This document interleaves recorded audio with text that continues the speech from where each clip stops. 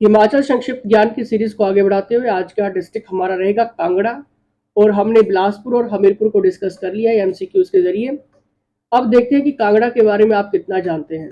जितना आज तक आपने पढ़ा, क्या वो इनफ है या नहीं है, पता चल जाएगा। क्वेश्चंस के ऊपर चलते हैं। कंसिडर द फॉलोइंग स्टेटमेंट, निम्नलिखित कथनों पर हमने विचार करना है। देखते हैं कि कौन सा स्टेटमेंट सही है या गलत है। ठीक है, चलिए। पहला है, GC Mahapatra found 52 stone axes in village Nandrul. क्या महापात्रा को नंदरूल गांव में 52 पत्थर की कुल्हाड़ियां मिली? क्या ये स्टेटमेंट सही है या नहीं, देखते हैं। नेक्स्ट है यहाँ पर, in village Rahor in almond shaped stone axe has been found.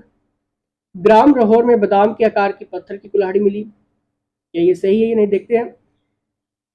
तीसरा स्टेटमेंट है, remnants of stone age have been found at Nadaun. Nadaun में पाषाण युग के अवशेष मिले हैं। क्या ये सही है? अब यहाँ पर स्टेटमेंट क्या कह रहा है कि आपको फाइंड आउट करना है कि which of the following statement is are correct. ठीक है, देखते हैं क्या ये 1, 2, 3 या डी। 3 सेकंड सभी के पास रहेंगे, जल्दी से अपना आंसर सोचिए। फ्रेंड्स, इसका सही आंसर होगा ऑप्शन नंबर सी, यानी कि 3 ओनली। 3 क्या कह रहा है कि नादौन में पाषाण युग के अवशेष मिले हैं। लेकिन आपको सारे पॉइंट्स में क्लियर करवाता हूं। देखिए, महापात्रा को, ठीक है, जीसी महापात्रा को नंदरूल गांव में नहीं बल्कि रहोर गांव में, ठीक है, कहां पे, रहोर गांव में बाणगंगा नदी के तट पर 52 पत्थर की कुल्हाड़ियां मिली हैं। ठीक है, तो यहां पर नंदरूल नहीं होगा। क्लियर।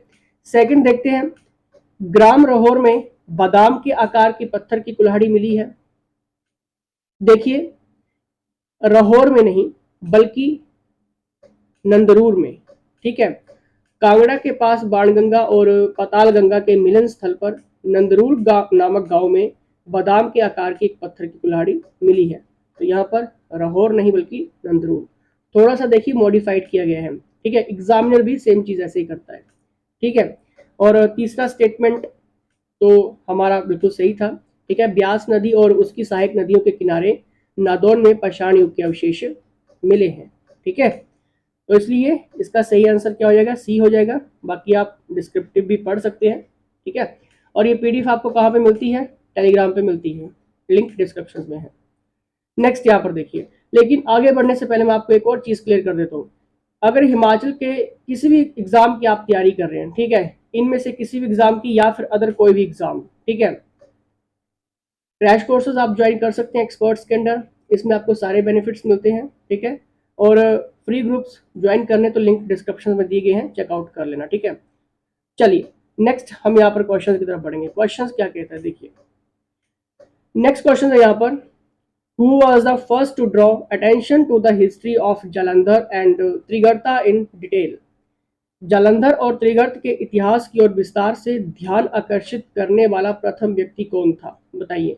इनके बारे में शायद आपने पढ़ा होगा, ठीक है, लेकिन पढ़ा तो है, लेकिन अब बताइए इसका सही आंसर क्या है। क्या ये सर ए कनिंघम, जे अलान, मैक्स म्यूलर या फिर नन ऑफ दिस, बताइए। फ्रेंड्स, इसका सही आंसर होगा ऑप्शन नंबर ए, यानी कि सर ए कनिंघम। अगर आपने सोचा और सही हुआ तो वेल डन। देखिए यहाँ पर सर ए कनिंघम पहले व्यक्ति थे जिन्होंने जालंधर और त्रिगर्त के इतिहास पर विस्तार से ध्यान आकर्षित किया। उनके अनुसार इस स्थान का नाम महासागर द्वारा गंगा के पुत्र प्रसिद्ध दानव जालंधर से लिया गया है, जिसका उल्लेख पद्म पुराण में किया गया है। अगर आपको ये आंसर आ रहे हैं तो वेल डन।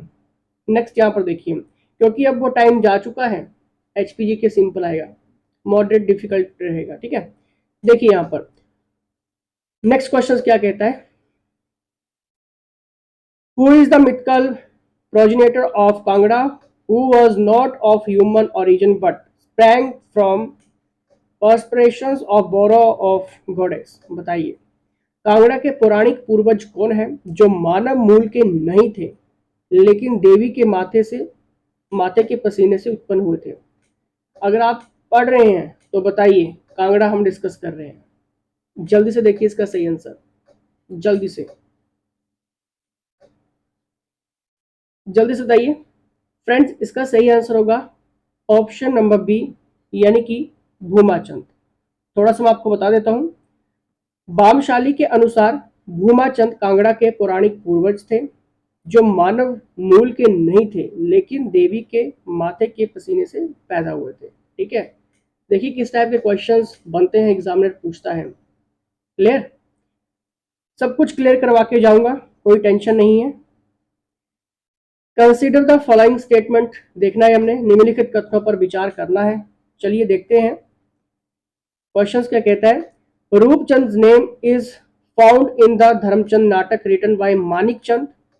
मानिक चंद द्वारा रचित धर्मचंद नाटक में रूपचंद का नाम मिलता है, इसका स्टेटमेंट भी देखेंगे।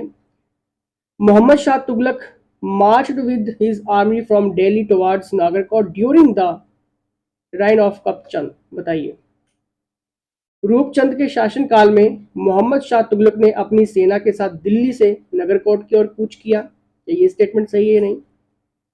दलील फिरोज शाही वे पुस्तकें हैं जिनका फारसी में अनुवाद इजुद्दीन खालिद खानी ने किया। क्या ये सही है या नहीं है, देखते हैं। अब हमने देखना है यहाँ पर which of the above statement is are incorrect. ठीक है, इनकरेक्ट देखना है और देखते हैं कि कौन कौन सी करेक्ट थी। ठीक है, इसका सही आंसर क्या होगा जल्दी से फाइंड आउट करो।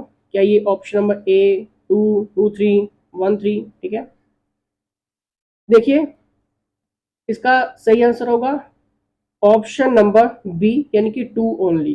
ठीक है, 2 ओनली यानी कि ये स्टेटमेंट जो है वो गलत है। तो सही क्या है फ्रेंड्स? फिरोज शाह तुगलक ने अपनी सेना के साथ रूपचंद के शासनकाल के दौरान दिल्ली से नगरकोट की ओर कूच किया। रूपचंद की अधीनता के बाद फिरोज शाह तुगलक ने ज्वालामुखी मंदिर का दौरा किया। मंदिर में 1300 पुस्तकों का एक पुस्तकालय मौजूद था। सुल्तान को किताबों से बहुत लगाव था। इस काल के प्रसिद्ध लेखक इजुद्दीन खालिद खानी ने इनका फारसी पद्य में अनुवाद किया और सुल्तान के नाम पर इनका नाम दलील फिरोज शाही रखा।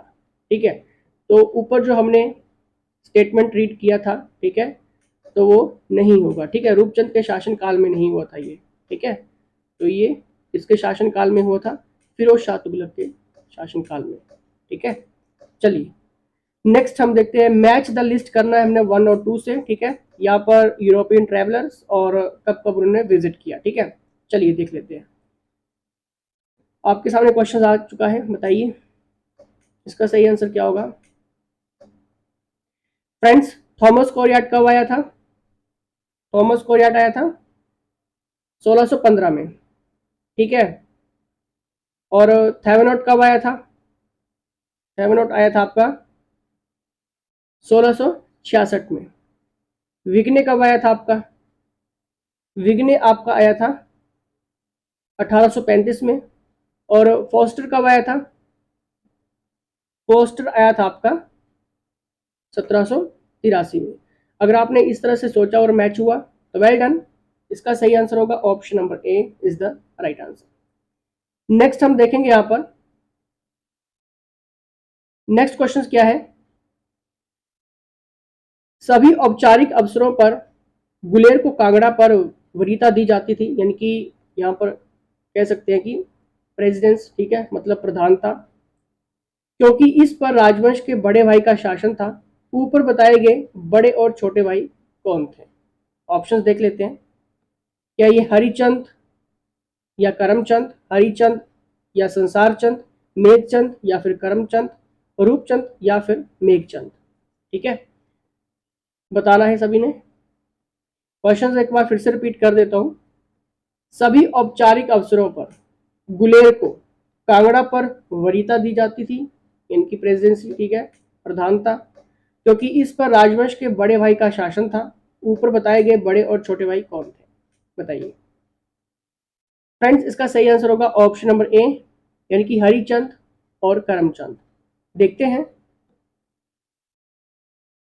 राजा हरिचंद प्रथम एक विशाल अभियान पर गए हुए थे। ठीक है, शिकार अभियान पर, और एक कुएं में गिरकर उनकी क्या हुआ, वो कुएं में गिर गए। ठीक है, खोजबीन के बाद अधिकारी वापस लौटे और उनका अंतिम संस्कार किया। यहाँ तक कि उनकी रानियां भी सती हो गई। हालांकि वो अभी भी जीवित था और 21 दिनों के बाद, ठीक है, एक गुजरने वाले व्यापारी द्वारा उन्हें बचाया गया था। उन्होंने सुना कि उनके छोटे भाई करमचंद को राजा के रूप में स्थापित किया गया है, इसलिए उन्होंने बाणगंगा, उराली और न्यूगल नदियों के जंक्शन के पास एक जगह का चयन किया और हरिपुर के किले और शहर की स्थापना की। तब से गुलेर सभी औपचारिक अवसरों पर कांगड़ा पर हावी रहे, क्योंकि इस पर राजवंश के बड़े भाई का शासन था। तो यानी कि बड़े भाई यानी कि हरिचंद और आपका करमचंद। और ये क्वेश्चन जो थे वो एचएस लेवल के थे, ठीक है, एलाइड एचएस लेवल के क्वेश्चन थे। अगर आपको इंपॉर्टेंट सारा एक्सेस चाहिए, ठीक है, तो यहाँ पर व्हाट्सएप कर लेना, नंबर आपकी स्क्रीन के सामने है, ठीक है। और हिमाचल के सभी एग्जाम के लिए कोर्सेज जो है वो स्टार्टिंग है 39 से, ठीक है। अब देखिए आपको कितना यहाँ से आ रहे थे क्वेश्चंस कांगड़ा से, क्योंकि 3-4 पार्ट्स में ये वीडियोस आएंगी, ठीक है। और उम्मीद करूँगा कि आपके क्वेश्चन सही जा रहे हैं, ठीक है। फिर भी कहीं पे भी दिक्कत आ रही, परेशानी है, सिंपली व्हाट्सएप कर सकते हैं। फिलहाल इसी के साथ जय हिंद, जय हिमाचल।